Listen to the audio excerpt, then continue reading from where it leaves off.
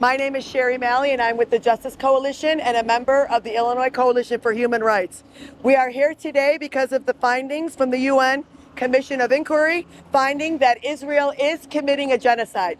700 plus days later, finally the commission is coming in and speaking about this. It's unthinkable that this issue is not being allowed out in the open. Illinois prides itself as a place where justice, fairness, and democracy matters.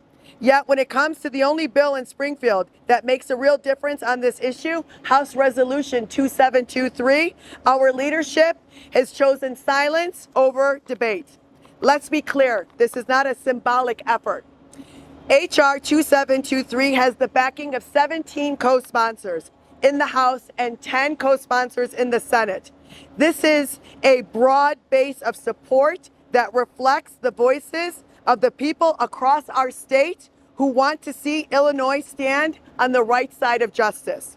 And yet, despite the momentum, leadership refuses to allow this bill to advance in a legislative committee for substantive public hearing. Our people are being erased. Palestinians are being erased. Every single day, lives are being lost and communities destroyed. Our neighbors here in Illinois stand with us. They know what side justice demands. This genocide is not going to end on its own.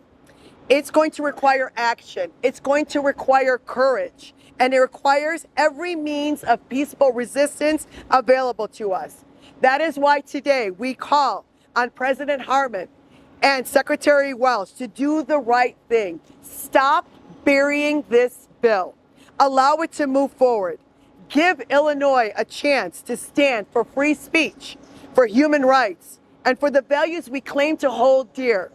The state of Illinois must stop standing against justice, against peaceful protest, and against people who are fighting for their very survival. The time is to act now. Thank you.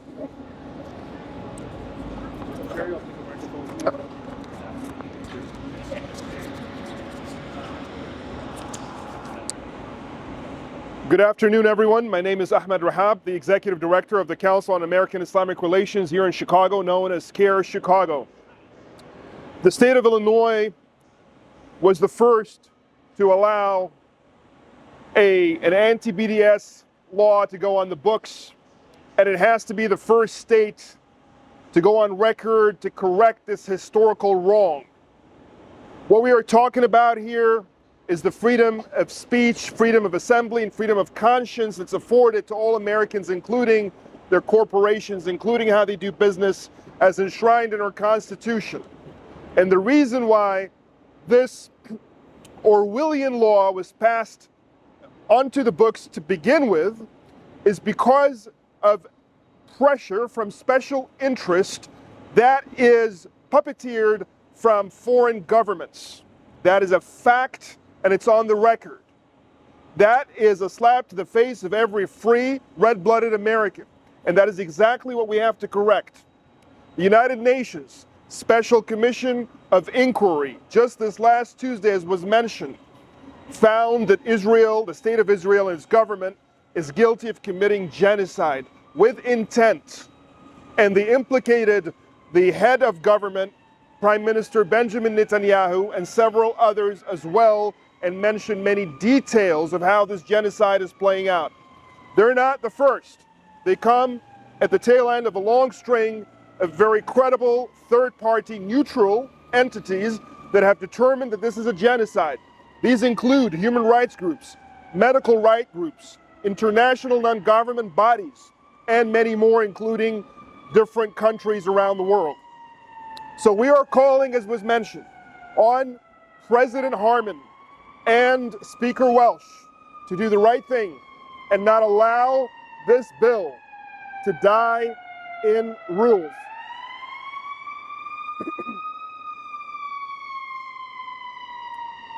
We are demanding that they allow this bill to go back into legislative committee so that the representatives of the people can move forward in parallel with the will of the American people to rectify this historical wrong and allow our freedoms to be the center of our laws and not the special interests of foreign genocidal groups. Thank you.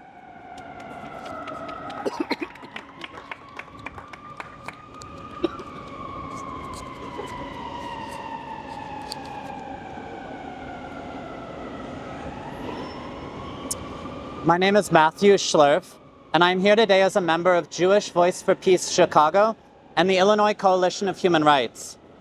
As a Jewish person, I cannot bear witness to the genocide in Palestine without thinking of the Holocaust. Israel has weaponized Jewish generational trauma to enact generations of trauma against Palestinians.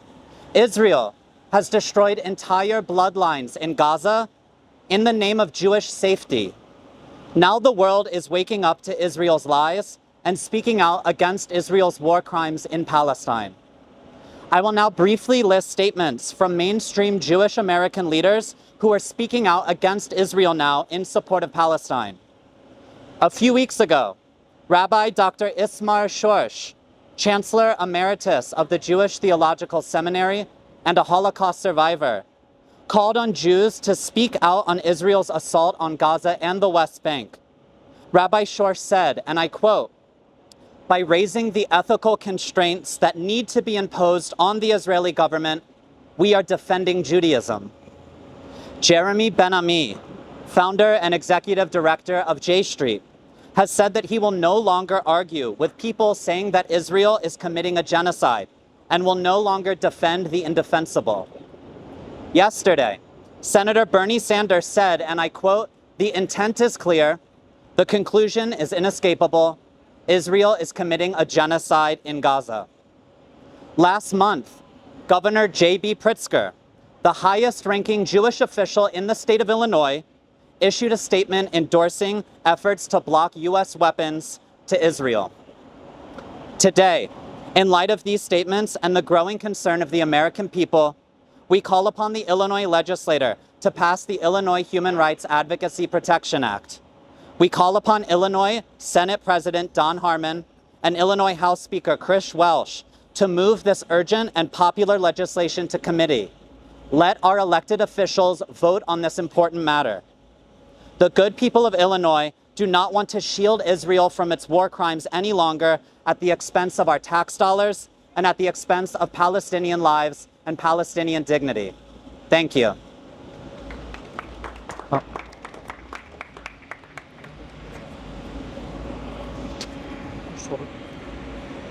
Good afternoon. My name is William Asfour. I'm the operations coordinator at ILCHR Chicago. I'm a Palestinian American from Gaza. So Israel has killed members of my family before and after October 7th. So during the live stream genocide of my people, Israel has killed hundreds of my relatives and loved ones. The youngest was a 3-month-old baby. Her name was Hanan Asfour, and the oldest was my 80-year-old relative, Mahmoud Asfour. So Israel killed my mother's uncle, aunt, their children, and their grandchildren. 2 of my first cousins were shot while trying to get aid. They were 14 and 11 years old. These are my first cousins. My cousin's 1-year-old son was killed by Israel's engineered famine. My mother broke down when she saw a photo of her brother showing significant weight loss because of Israel's use of starvation as a weapon. We also have 3 relatives who are currently held hostage by Israel. So this is our ask to the Democratic leadership. In light of the UN's recognition of genocide, release the bills from rules, assign them to committee, and give our community a fair public hearing. Thank you.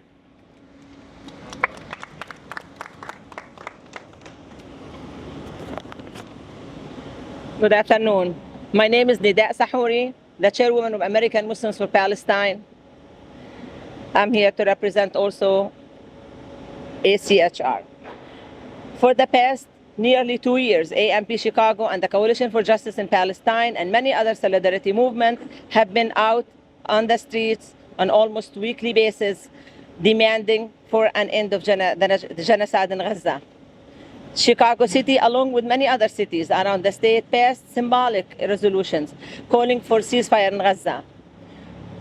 Last week, the United Nations Independent International Commission of Inquiry has reaffirmed what Palestinians have been telling us telling the world for nearly 2 years that Israel committed and is continuing to commit genocide against defenseless civilians population in Gaza.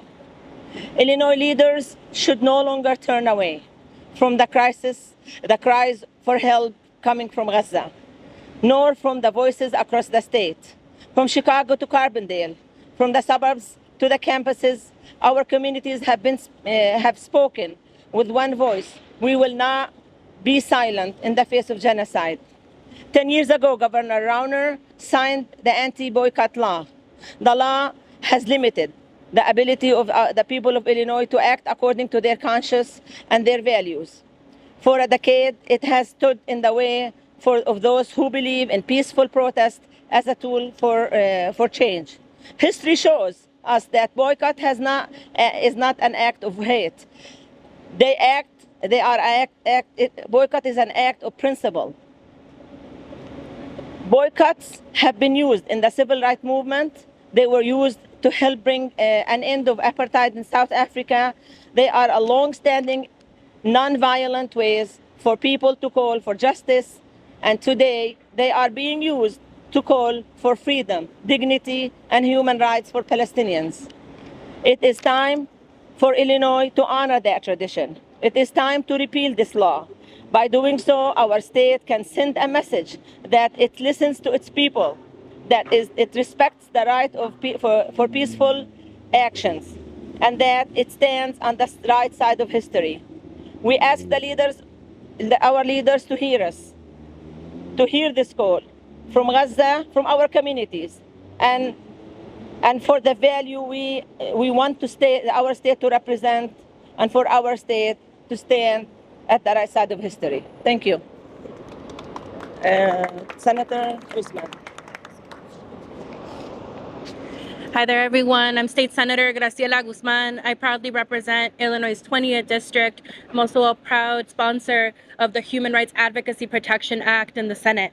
I am grounded in the belief that none of us are free until all of us are free. And right now, many, many folks here and abroad are subject to human rights violations that our state is currently supporting. And as you have heard today, Gaza is facing a genocide that cannot be hidden away, cannot be explained. We have to act today. Previous Illinois legislation prohibits us from investing in organizations or businesses that are boycotting the state of Israel. This law undermines our constitutional right to freedom of speech, expression, and protest. And in a democratic system like ours that we pride ourselves to having, it is vital to preserve our right to express our opinions, which is a right that has not, right now is being restricted through this present law. It's one of the reasons that I'm so proud to support this act. And we also have to remember the moment that we're in. We face unabashed authoritarianism, fascism, and I'm sorry if I'm a little scatterbrained. It's been a really tough day in my district, and our state representative Lillian Jimenez, who also proudly champions this effort in the House, wanted to be here so much and sends her love. She is actively helping in rapid response efforts in her community as ICE attempts to detain folks in her community. And what we know is that there is unfortunately a very strong bond of solidarity right now between Palestinian people, because we face unbounded fascism and authoritarianism, and we know what that means in terms of the deaths of folks, the hunger of folks, and why it is so important for us to have resistance, not just here in the United States, but also to send efforts that support the efforts of Palestinian people to uplift the right to life, the right to dignity, the right to be able to have everything that they deserve. I also know as an elected in the Northwest that there is unfortunately a very strong connection between what is happening in Gaza and the displacement that many people in our state face through the displacement of efforts like Airbnb. Airbnb recently dropped their plans to stop listing in the West Bank after they were threatened with divestment by public pensions. And so what we know is vehicles like Airbnb can act as an engine of displacement, not just abroad, but also here at home. We We can't allow systems to be complicit in what is occurring in this moment. And as legislators, we have the imperative to act in moments like these, which is why this act is so important. I'm thankful for State Representative Abdel Nasser Rashid's leadership on this issue, for his personal perspective. I'm thankful for this coalition and many colleagues and advocates that are moved by our humanity to continue to fight against this outdated and unconstitutional measure. Thank you. Good afternoon. Thank you all so much for being with us today. My name is Abdel Nasser Rashid. I'm the state representative of the 21st District here in Illinois. A few days ago, a UN commission confirmed what we've known for some time now, which is that Israel is committing a horrific genocide in Gaza. But go back to December 2023, when South Africa filed its genocide case in the International Court of Justice, and the 84-page brief filed by South Africa has pages and pages of statements of genocidal intent. We knew this back in 2023. We knew this within weeks of October 7. Statements from Israeli leaders all the way to the top leadership, to the prime minister, to the president, to the highest ministers of government, saying we will not let food or fuel into Gaza, saying there is no civilian in Gaza. Statements of clear genocidal intent that they have carried out in Gaza with the world watching and with Illinois watching, because of a law on our books that has enabled and supported Israel and been able to allow it to get away without any accountability for its actions. And in the West Bank, we have settler terrorism that is terrorizing communities across the West Bank, and that less than 2 months ago killed the 40-year-old father of 5 from Cicero, Illinois, Khamis Ayyad, who lost his life to settler terrorism. In the summer of 2023, I was visiting my village in Palestine when Israeli settlers invaded our village and set fire to an entire neighborhood, torched an entire neighborhood. And my 7-year-old daughter clung on to me and said, "Dad, what do we do if we get shot?" These same settler terrorists are shielded from accountability by the state of Illinois. When Ben & Jerry's decided that they wanted to stand up for Palestinian human rights, stand up for my family, stand up for my village, stand up for Palestinians everywhere, Illinois said, "No, Ben & Jerry's, we are going to punish you." So it's time that we get on the right side of history. It's time that we reverse this shameful law that is going to be a stain, that is already a stain on Illinois' record. So I'm calling on Speaker Welch, on on President Harman to release this bill. Let it go through the legislative process. Let it have a fair hearing in committee, because the people of Illinois, the American people, want us to do the right thing. They want us to be on the side of justice and on the right side of history. Thank you. This concludes. Yeah, go ahead. Thank you, everybody, for joining us today. This concludes the remarks. But if we have any questions from the media, we're happy to take a few questions. Oh, okay. Thank you, everybody.